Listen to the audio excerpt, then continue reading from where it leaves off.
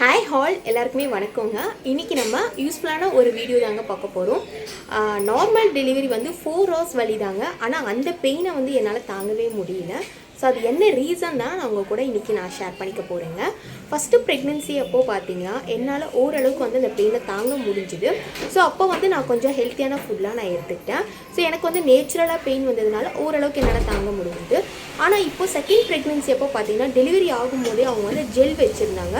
So gel வச்சதுனால எனக்கு வந்து ஹெவி பெயினாக இருந்துச்சான்றது தெரியல. பட் வந்து நான் வந்து ஹெல்த்தியான ஃபுட்டு வந்து எடுத்துக்கல. ஸோ அந்த ரீசனால் கூட எனக்கு வந்து பேக் பெயின் ரொம்ப அதிகமாக இருந்ததுங்க. ஃபஸ்ட்டு ப்ரெக்னென்சி அப்போது பார்த்தீங்கன்னா உளுந்து களி, உளுந்து கஞ்சி, உளுந்து வடை, ஸோ உளுந்து சம்மந்தப்பட்ட இந்த பொருட்களை அதிகமாக நான் சாப்பிட்டேங்க. எப்போவுமே அம்மா வீட்டுக்கு தான் நான் வந்து வருவேன். ஏன்னா பக்கத்து ஒரு 2 தெரு தள்ளி தான் அம்மா வீடு.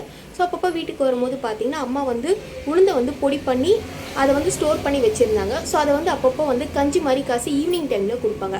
ஸோ அது சாப்பிட்டோன்னா எலும்புக்குலாம் ரொம்ப நல்லது, கால்சியம் சத்து அப்படின்ற மாதிரி சொன்னாங்க. ஸோ நான் அந்த டைம் வந்து நிறைய எடுத்துக்கிட்டேன். ஆனால் இந்த ப்ரெக்னென்சி அப்போ பார்த்தீங்கன்னா அதை நான் சுத்தமாக சாப்பிடவே இல்லைங்க. உளுந்து சம்மந்தப்பட்ட பொருளை நான் சாப்பிடவே இல்லை. ஸோ அதனால தான் எனக்கு இந்த ஹெவி பெயினான்றது தெரியல. டெலிவரி ஆகிறதுக்கு முன்னாடியிலேருந்தே எனக்கு பேக் பெயின் அதிகமாகவே இருந்துச்சுங்க. ஸோ ரொம்ப ஹெவியாக வந்து வலிச்சுது. என்னால் அந்த பெயினை தாங்கவே முடியல. ஆனால் ஃபஸ்ட்டு ப்ரெக்னென்சி அப்போது டெலிவரி ஆகும்போது பேக் பெயின் இருந்தது. அந்த வலியை ஓரளவுக்கு என்னால் தாங்க முடிஞ்சுது. பெயின் வந்து அதிகமாக தான் இருக்கும், ஆனால் அது தாங்கக்கூடிய சக்தி எனக்கு இருந்தது. பட் ஆனால் இந்த ப்ரெக்னென்சி அப்போது எனக்கு பேக் பெயின் சுத்தமாக தாங்க முடியல. பட் டெலிவரி பெயினுமே என்னால் தாங்க முடியலங்க. இதுக்கு நான் வந்து முன்னாடி நான் என்ன சாப்பிட்டேன்றதை நான் உங்கள்கிட்ட ஷேர் பண்ணிக்கிறேன். ஃபஸ்ட்டு பார்த்தீங்கன்னா உளுந்து இருக்குது பார்த்தீங்களா, அதாவது கருப்பு உளுந்து தான் எங்கள் அம்மா எனக்கு கொடுத்தாங்க. கருப்பு உளுந்தை வந்து லைட்டாக ரோஸ்ட் பண்ணி கொஞ்சம் பொன்னிறமாக ஆனதுக்கப்புறமா எடுத்துருங்க. அதில் வந்து நல்ல ஸ்மெல் வரும். ஸோ ரோஸ்ட் பண்ணும் போதே உங்களுக்கு நல்ல ஸ்மெல் வரும். ஸோ அதை வந்து பார்த்திங்கன்னா ரோஸ்ட் பண்ணிவிட்டு அது கூட ஏலக்காய் போட்டு ரோஸ்ட் பண்ணி தனியாக வந்து கொஞ்சம் நேரம் ஆற வச்சுட்டு அப்புறம் மிக்ஸி ஜாரில் போட்டு நல்லா அரைச்சி எடுத்துருங்க. ஸோ இது வந்து கொஞ்சம் காற்று வாக்கில் ஆற விட்டுட்டு அதுக்கப்புறமா வந்து ஸ்டோர் பண்ணி வச்சுக்கோங்க ஒரு கிளாஸ் கண்டெய்னரில்.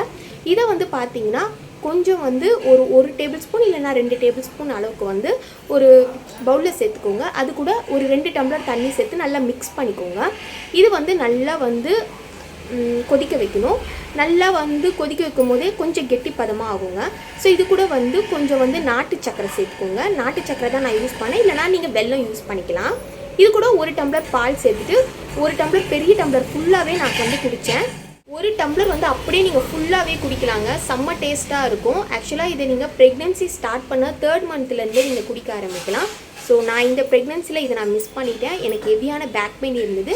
பேக் பெயினை தாங்கக்கூடிய சக்தி எனக்கு இல்லை.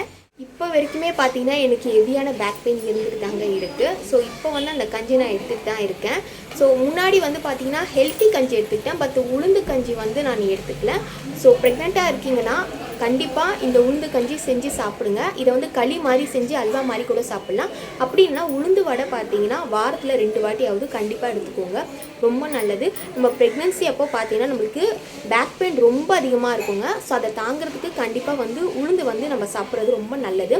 பட் இதை ரோஸ்ட் பண்ணி நீங்கள் இதை அரைச்சி இது கஞ்சி மாதிரி குடிக்கும் போது செம்ம டேஸ்ட்டாக இருக்கும். கண்டிப்பாக ட்ரை பண்ணி பாருங்கள். இந்த நார்மல் டெலிவரி 4 hours வழியே என்னால் தாங்க முடியல. பட் வந்து ஃபஸ்ட்டு ப்ரெக்னென்சி அப்போ பார்த்தீங்கன்னா எனக்கு வந்து 14 hour கிட்ட வலி இருந்தது.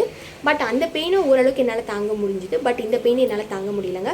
ஸோ நான் எங்கள் அம்மா கிட்ட கேட்டதுக்கு அவங்க என்ன சொன்னாங்கன்னா, ஸோ இது சாப்பிட்றதுனால தான் உன்னால் பெயின் தாங்க முடியலன்ற மாதிரி சொன்னாங்க. ஸோ எனக்கு அப்போ தான் வந்து ஸ்ட்ரைக் ஆச்சு, ஓ ஆமாம் அந்த ரீசனாக கூட இருக்கலான்றதுனால தான் இந்த வீடியோ நான் உங்களுக்காக போடுறேன். ஸோ ப்ரெக்னெண்ட்டாக இருக்கீங்கன்னா கண்டிப்பாக இந்த உளுந்து களி, உளுந்து கஞ்சி, உளுந்து வடை இந்த 3ல் எது வேணாலுமே நீங்கள் சாப்பிட்லாம். உளுந்து வடை வந்து எண்ணெய் பொருள்ன்றதுனால வாரத்தில் 2 வாட்டி அந்த மாதிரி எடுத்துக்கோங்க. பட் வந்து உளுந்து கஞ்சி, உளுந்து களி மட்டும் அப்பப்போ எடுத்துக்கோங்க. ஈவினிங் டைமில் ஸ்நாக்ஸ் மாதிரி சாப்பிட்லாம். உளுந்து களியை கஞ்சி மாதிரி செஞ்சு கூட நீங்கள் உளுந்து கஞ்சி செஞ்சு சாப்பிட்லாம். செம்ம டேஸ்ட்டாக இருக்கும். கண்டிப்பாக ட்ரை பண்ணி பாருங்கள். ப்ரெக்னெண்ட்டாக இருக்கவங்களுக்கு இந்த வீடியோ ஷேர் பண்ணுங்கள். உங்களுக்கு ரொம்ப ரொம்ப யூஸ்ஃபுல்லாக இருக்குங்க. Thank you so much. பாய்.